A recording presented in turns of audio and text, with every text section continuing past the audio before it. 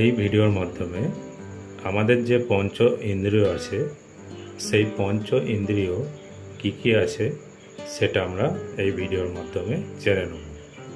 চলো তাহলে যে পঞ্চ ইন্দ্রিয় সেই পঞ্চ ইন্দ্রিয়র নাম আমরা জেনে নিই।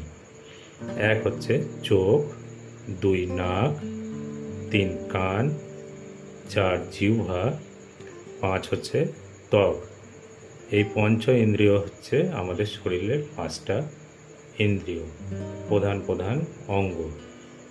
তো আজকে আমরা জানলাম এই ভিডিওর মাধ্যমে যে আমাদের যে পাঁচটা ইন্দ্রিয় আছে সেই পাঁচটা ইন্দ্রিয় কি নাম আমরা জানলাম। তো আরেকবার জেনে নিই, চোখ, কান, নাক, জিহ্বা, ত্বক।